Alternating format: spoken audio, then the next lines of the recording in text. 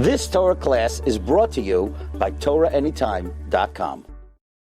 Okay, good morning, Rabbi Sai. We're learning the Navi Hoshea, Parak Ches, Pasuk Yud. And everybody has to know when you're learning the words of the Navi is speaking to you. Because if he wasn't speaking to you, then you wouldn't be here today. But if you are here today, then he's talking to you. So what's he telling you? Parak Ches, Halacha Yud. Gam ki yisnu v'agayim. Even when they pay tribute to the nations, Ata akabtzeim, now I will gather them.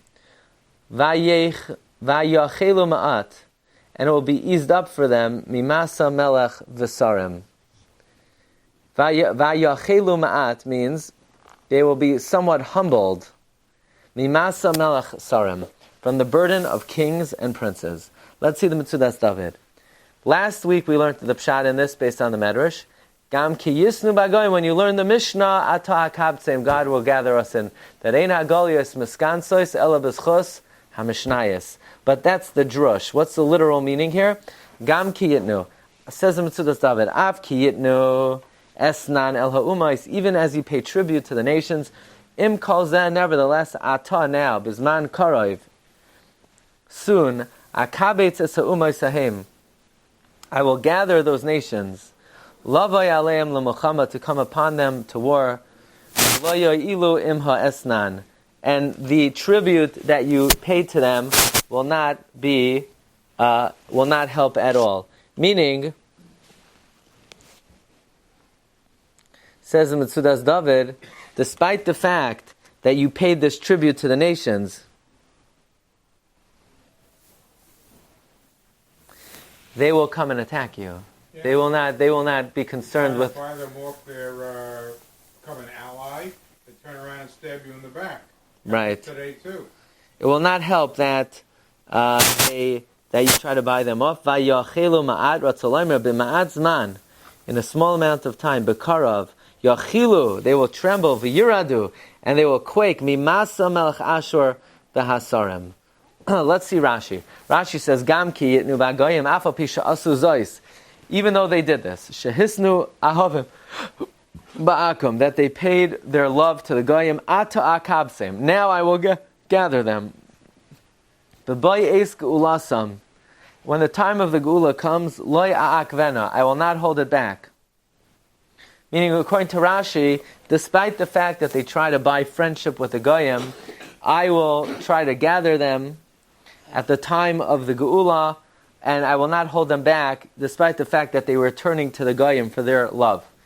V'yechalu ma'at mimasa melech v'sarim, v'yichnu ma'at, they will be humbled a little bit, begalusam, bebavel, miyiras masa melech sarim, out of fear of the burden of the king and the officers, me'oil ha'umais, from the burden, from the yoke of the nations, shahayu b'seicham, that they were in. Meaning they will be humbled slightly. Before I gather them in, they will be humbled. They first have to undergo a period of exile where they are humbled. Now there is an important Gemara on this pasuk as well. Gemara Baba Basra on Daf Ches. And the Gemara says like this, that if Klal Yisrael learns Torah, they will be redeemed. Let's see. The Gemara says like this.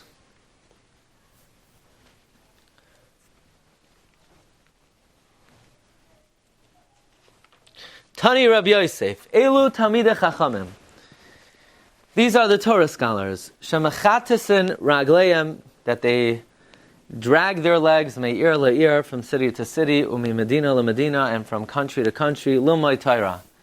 Yisa medabro isacha, lisa v'litein bedabro isav shalmakim.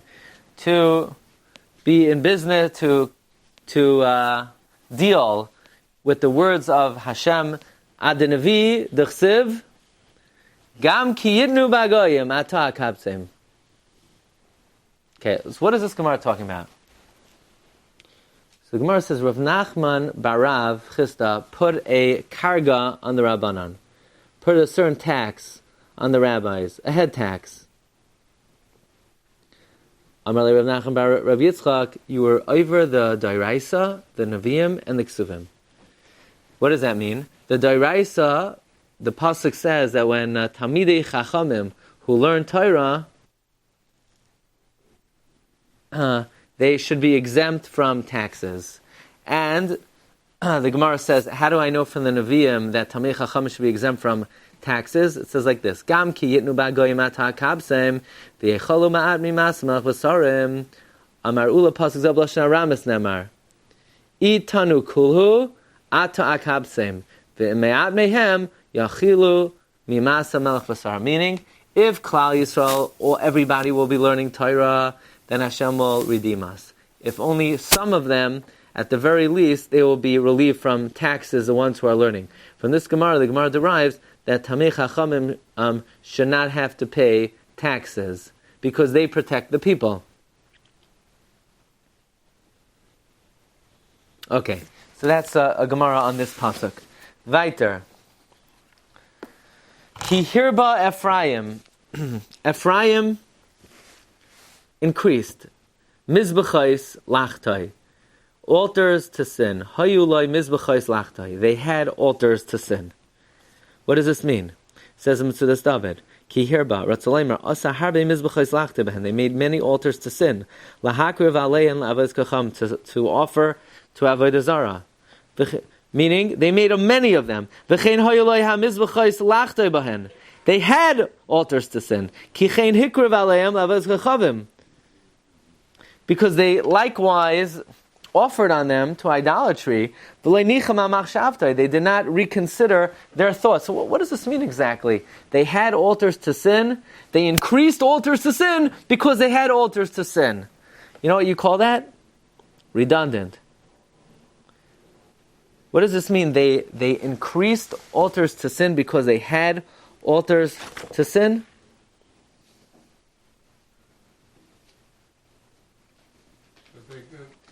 Had it, and it grabbed hold of them so much that instead of just saying, we're doing something wrong, we stop, they made more and more and more. Very good. Ibn Ezra says, the explanation here is, V'tam hayoloi mizbechas lachdoi, kvar hayoloi shiur shmei avosav, they already had. V'lama hir ba'id, why? It's bad enough you have the inherited mizbechais. You need to add more of them? Why are you increasing something? Okay, your fathers did it and it was wrong, so just cut your losses. Why are you adding to it? The reason why it's necessary for me to continue to punish them and impose hardship on them before the Geula is because of this practice that they had, that they needed to increase their mizbechais despite the fact that they had already. Let's do one more pasuk here, and this is a very important pasuk in Jewish thought and Jewish theology. Echtav loy, I will write for him, Rube Tairasi, the majority of my Torah, Kamay Zar Nechshavu. Like a foreigner, have they been considered. So what is the simple meaning here? The Metzudas David says the simple meaning is, Ratzalaimer, Al Yidei HaNeviim Shani Sholeach Aleim B'chol Yom, through the prophets that I send them every day, lahazhiram, to warn them, al hadvarim hagdolim hanechbadim shabbatirasi, to warn them about the great things in my Torah, ki'ilu ani kaisev oisam lahem, as if I write them for them, laval yishkachu ma, so they don't forget. Meaning, through my prophets that I send them every day to warn them, as if I would be writing it for them. But they consider it foreign. Like they never heard it and they just forget it. Meaning, what Hashem's saying, I'm talking to you, I'm sending you prophets to warn you, and you just don't take it to mind, you don't take it to heart, and you consider it like something not relevant, and you just forget it. Fine, that's the simple meaning of the pasuk. But from this pasuk, the Gemara in Gittin on Samach Amud Beis derives something very important. What does the Gemara derive? The Gemara says,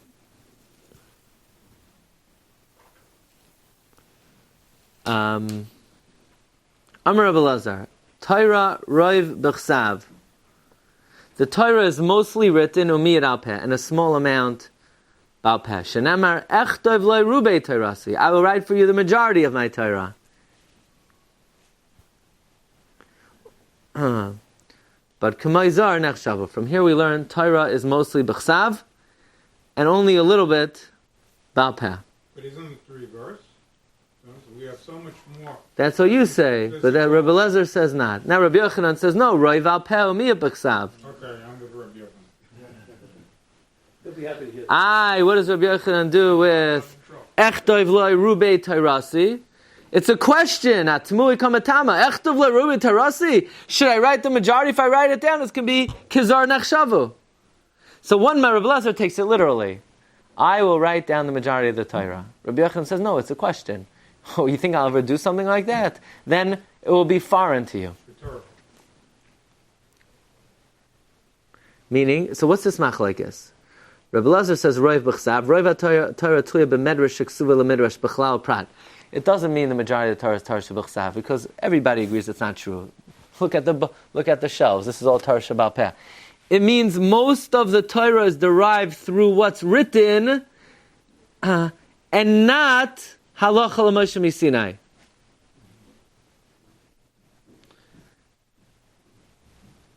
And Rabbi Yochanan says, no, most of it Hashem just told Moshe Rabbeinu Sin. It's not alluded to in the text. Be it as it may, on the words of Rabbi Yochanan, and again, Rabbi Yochanan reads the pasuk rhetorically, right? You think I'm going to write the majority of the Torah to you? Says Tosfos is a medrash.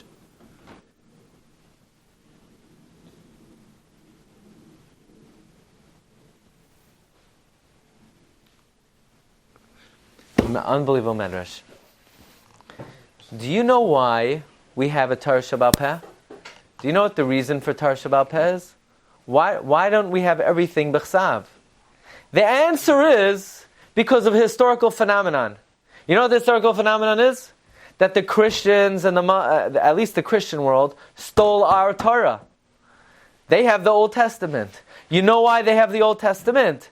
Because our Chumash was written down. Because it was written down, they were able to co-opt it.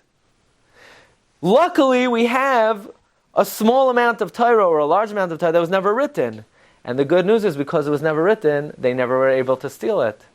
But because our Torah sheb'chsav is written, they stole it. Says Tosfos, quoting the Medrash, K'may zar nechshavu.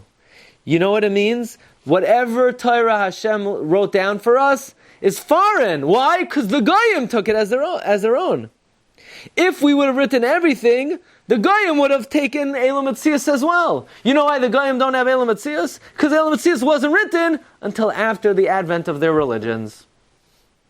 So in other words, luckily the Torah sheb'al peh was not allowed to be written until after the advent of the religions of the world. But because this is what the pasuk means. You think I could write down the majority of the Torah? You think I'm going to give you the majority of the Torah in written form? But whatever I did write, the Zorim took it. Meaning, the reason for Torah sheb'al peh is the Gemara in Masechta Gittin says as follows: Amar Rabbi Yochanan, like Karas HaKadosh Baruch Hu bris im Yisrael ela b'shvel dvarim sheb'al peh. The covenant between the Jewish people and God is only with the oral law. Shenemar ki al pi hadvarim ha'ela karati itecha bris v'yes Yisrael. So let's think for a moment.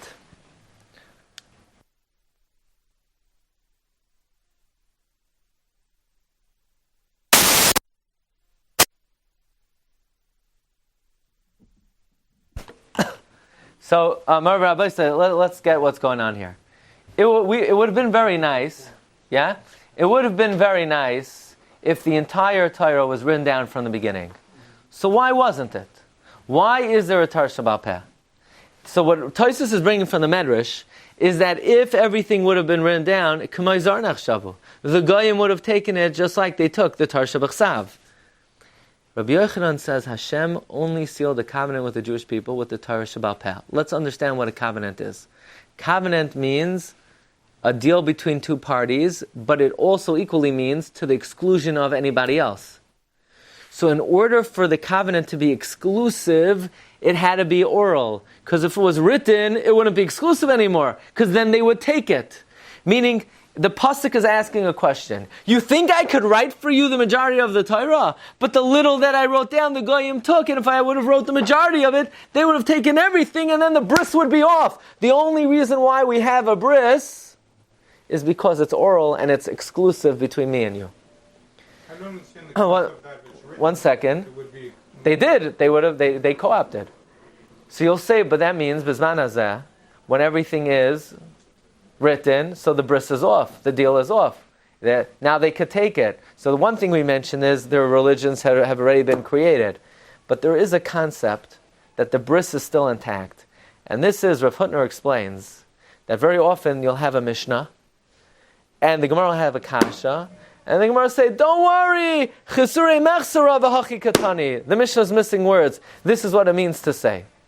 Which is the most bizarre style of writing. Imagine I wrote a composition, I handed it in, and the teacher says, "What kind of? This is writing? It's unintelligible. It doesn't make any sense." So you tell the teacher, "Oh, you shaita chisure mechsara v'hachi katani." You don't know this style? This is a well-known literary style. The style is I leave things out, and this is what I mean to say. Imagine on a math test. Right? You have a question, and he answers 4. The teacher says, no, it's 403.79. Of course. Chisure mechsara v'hachi katani. There's tarsha b'chsav and tarsha b'alpeh.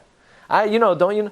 So what is this style? The answer is, even though the Torah, the oral law was allowed to be written down, in order to preserve the exclusivity of it, it was written in a style that we still need oral tradition to understand it, in order to preserve the exclusivity of the oral law.